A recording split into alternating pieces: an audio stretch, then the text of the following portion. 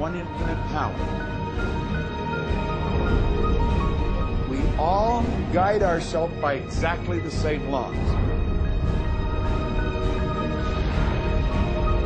The natural laws of the universe are so precise that we don't even have any difficulty building spaceships. We can send people to the moon, and we can time the landing with the precision of a fraction of a second. I don't care if you're in India, if you're in Australia, New Zealand, Stockholm, or London, or Toronto, or Montreal, or New York. We're all working with one power, one law. It's attraction. Everything that's coming into your life, you are attracting into your life. And it's attracted to you by virtue of the images you're holding in your mind. It's what you're thinking. You see, whatever is going on in your mind, you are attracting to you. Now, wise people have always known that. You can go right back to the ancient Babylonians. They've always known this. It's a small, select group of people. Why do you think that 1% of the population earns around 96% of all the money that's being earned? Do you think that's an accident? It's no accident. It's designed that way. They understand something. They understand the secret. And you are being introduced to the secret. If you see it in here, you're going to hold it here. And that principle can be summed up in 3 simple words. Thoughts become things. The leaders in the past who had the secret wanted to keep the power and not share the power. So they kept people ignorant of the secret. People went to work, they did their job, they came home. They were on a treadmill with no power because the secret was kept in the few. The law of attraction is always working, whether you believe it or understand it or not. Every time an individual has a thought or a prolonged, chronic way of thinking, they're in the creation process. Something is going to manifest out of those thoughts. If you look very carefully, when it comes to the secret, the power of our mind, the power of our intention in our daily lives, it's all around us. All we got to do is open our eyes and look. And I'm not talking to you from the point of view of just wishful thinking or imaginary craziness. I'm talking to you from a deeper, basic understanding. Quantum physics really begins to point to this discovery. It says that you can't have a universe without mind entering into it. That the mind is actually shaping the very thing that is being perceived. Now, if you don't understand it, doesn't mean you should reject it. You don't understand electricity, probably. First of all, no one even knows what electricity is, and yet you enjoy the benefits of it. Do you know how it works? I don't know how it works, but I do know this, that you can cook a man's dinner with electricity, and you can also cook the man. Don't relax. You're going to enjoy this.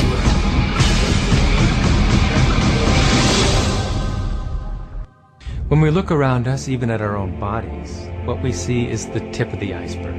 We could say the classical tip of an immense quantum mechanical iceberg. Everything in the universe is energy. Your body's energy. The room you're living in is energy. Everything you want is energy. And that's not a new idea. A fuzzy-haired guy in 1925 wrote on his chalkboard, E equals mc squared. And we couldn't grasp what that meant. What that says is on one side of the equation is mass and light and everything that we perceive, but it all equals energy. Everything is energy. And let me help you understand that just a little bit. There's the universe, of course, and our galaxy, and our planet, and then individuals, and then inside of this body are organ systems, and then there's cells, and then there's molecules, and then there's atoms, and then there is energy. So there are a lot of levels to talk about something on, but when you get down to it, everything is energy. There's enough energy sitting in there, in one atom, to do amazing things, to possibly even open up the doorways to lighting an entire city. Think of this for a moment. Take your hand and look at it. Now, your hand looks solid, but it's really not. If you put it under a proper microscope, you'd see a mass of energy vibrating. If we take a look at everything in the universe, we know from a scientific perspective is made up of something called energy. So what do we know about the properties of energy? Number one, all energy has a vibration. All energy has a vibration. It emits a frequency. We are frequency generators. If you get close to someone's skin, you can feel infrared energy being given off. If you look at them, you're seeing light energy given off. We now have scans where you can put a machine around somebody's head instead of putting the electrodes on their head, and perceive and record the energy that their brain is giving off. The most potent form of energy, by the way, is thought. It penetrates all space and all time. Every thought has a frequency. We can measure a thought. What most people don't understand is a thought has a biochemical and biological property. Every thought, which means it has a frequency. And so but then they look out and they see things that they do not want, terrible things that they do not want to live, and that they do not want to see others live. And they say, we've got to do something about getting rid of those things. But they don't realize that as they push against the unwanted, they add power to it. In this world, there is a war against poverty, and a war against cancer, and a war against teenage pregnancy, and a war against terrorism, and a war against violence, and a war against terrorism. We mentioned that there's a war against terrorism, and all of this pushing against is only adding to, because you can't say no and make it go away. When you shout no, law of attraction is lining that up.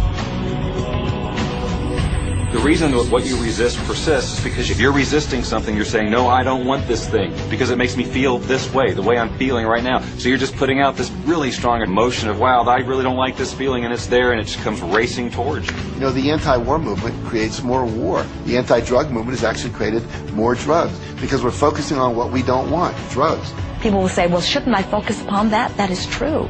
And we say, that is like saying, because someone gave their attention to something they did not want long enough that now it is manifested, I should do it too. And we say, we don't really understand that reasoning. Mother Teresa was brilliant. She said, I will never attend an anti-war rally. If you have a peace rally, invite me. You know, she knew. She understood the secret. I mean, look what she manifested in the world. So if you're anti-war, be pro-peace. If you're anti-hunger, be people talk about how bad it is, read about all of that all the time, and then say, oh, how terrible it is. Well, you're creating more of that. You know, so many times people say to me, well, James, I have to be informed. Maybe you have to be informed, but you don't have to be inundated. Learn to become still and to take your attention away from what you don't want and all the emotional charge around it, and place the attention on what you wish to experience. I always say when the voice and the vision on the inside become more profound and more clear and loud than the opinions on the outside, you've mastered your life.